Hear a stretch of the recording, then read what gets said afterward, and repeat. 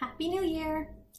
In our family, it's a tradition at New Year to make and eat mochi. This tradition came from my dad's side of the family, since he is half Japanese. Mochi has been eaten at New Year in Japan since like the Heian period, which was 794 to 1185-ish. Back then, I guess the idea is they would put the mochi out as an offering, and then by New Year's Day, it would be really hard and tough to eat. So the idea was that if you ate it, it would bring you strong bones and teeth in the new year. Better than milk, I guess. Sweeter than milk anyway. Also, I guess the Japanese word motsu for like what it means is like to have or to hold, you know, like motenai, I don't have it. So motsu, I guess the infinitive form of the word is mochi. So the idea is that if you eat mochi, it is supposed to give you good fortune in the coming year. Anyway, today I'm going to be making mochi in preparation for New Year's.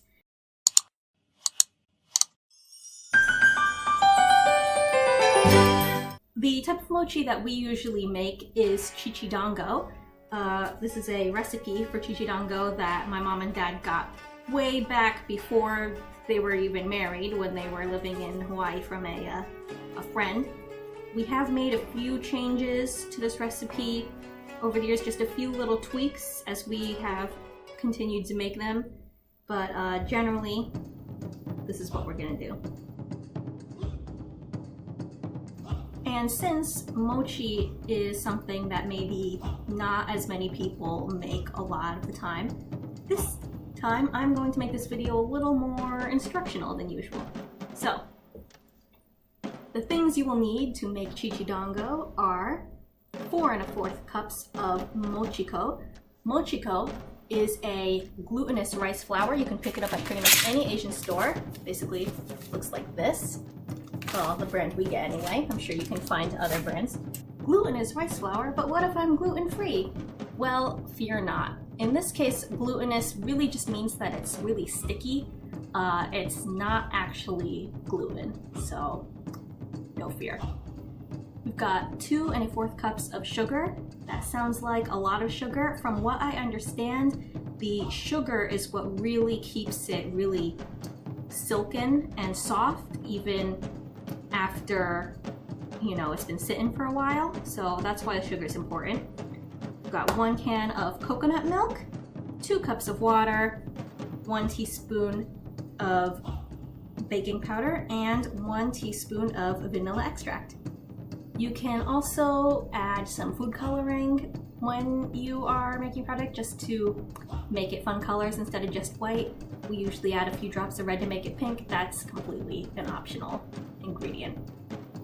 Dango does get baked, so you're also going to need a baking pan. We use a 9x13 baking pan. I've gone ahead and lined the bottom with parchment paper because, I mean, we usually will just grease the bottom with, you know, some oil and flour, but I've had good results using parchment paper to make cakes, so I figure the same concept should apply here.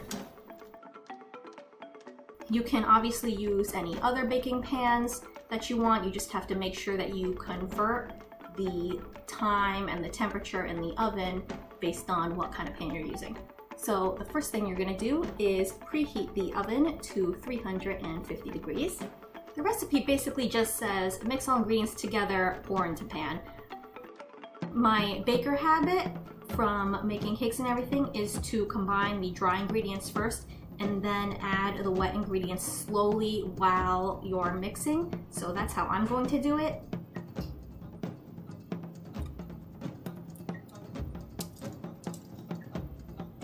Our handy dandy recipe card says to just stick this into that oven, that 350 degree oven, for an hour.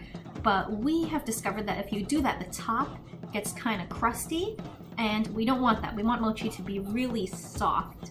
So what we do is just put a little tin foil on the top before you stick it in the oven, and that will help keep the top of the mochi nice and soft as well.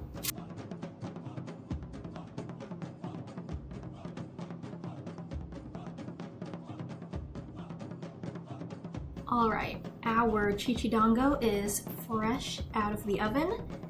I lift this tin foil. Ooh, see there's a bunch of smoke, steam there. So you can see this is very gelatinous here. Alright, so what we're gonna do, and I'm going to do this while it's still kind of warm, just because I think it's a little more malleable that way, is take this dango out of the pan, cut it into pieces, and it's very sticky, so you've got to roll it in a coating in order to, you know, be able to pick it up without it sticking and everything. Now, the recipe calls for you to roll it in katakuriko. Katakuriko is a potato starch. It's basically like, in America we use cornstarch all the time, in Japan they use potato starch, katakuriko. Now, what we do in my family is we actually don't use either katakuriko or cornstarch.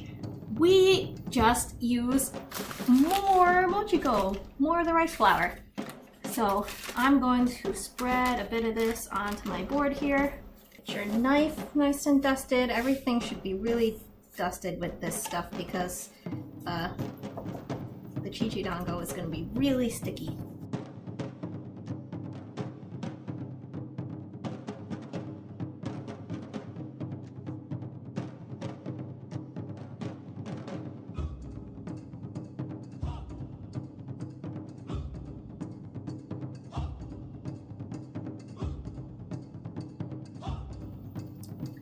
Alright, here is my plate of dango.